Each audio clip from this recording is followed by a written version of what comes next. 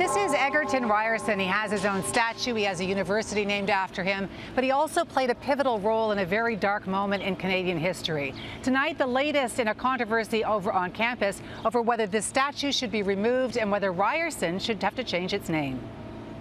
Egerton Ryerson was one of the founding fathers of the residential schools. Phyllis McKenna is an Indigenous student at Ryerson. She and others say this statue of Egerton Ryerson is a painful reminder and needs to come down. They decided that no Indigenous person should have an education over grade 3 and that we should be trained to become servants and farmers.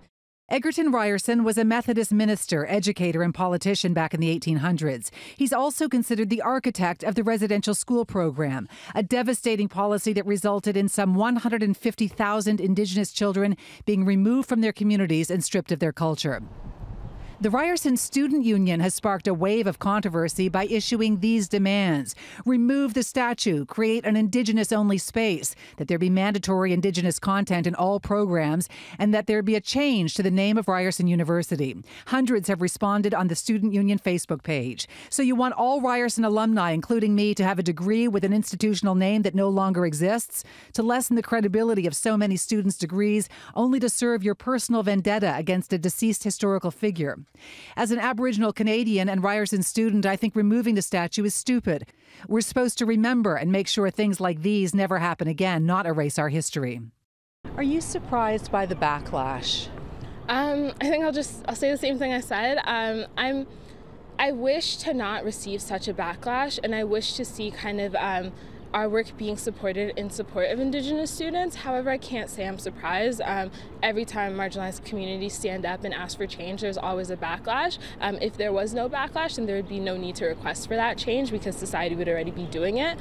Well, it turns out the demands posted by the student union were not sanctioned by the entire union board, only the president and the vice president of equity. It's just two of the executives who have made this decision, and none of us, the other three execs, were not consulted before this campaign was launched, and the board members did not even know about this.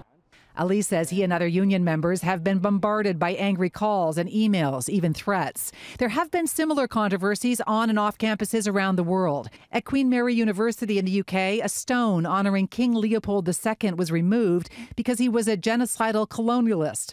A Christopher Columbus statue was removed from a campus in Malibu. In New Orleans, Confederate monuments of General Robert E. Lee have been removed. Ryerson's student union president stands by this controversial campaign. Do you worry in any way that by removing this statue or changing the name of Ryerson, that in a way you're erasing history and you're losing an opportunity to educate if you just wipe this clean? I don't think we're erasing history. I think that it's very easy for people to search up who Egerton Ryerson is. I think it's very easy for these conversations to still happen. I don't think that just by getting rid of the statue or changing the name, we're all of a sudden stopping the conversation. All right, so this is a news release out late this afternoon by the Ryerson Students Union. It was signed by the majority of the 42 members on the board. They are calling for there to be an emergency meeting on July 19th to re-examine the student union's position on the statue as well as the name of Ryerson University.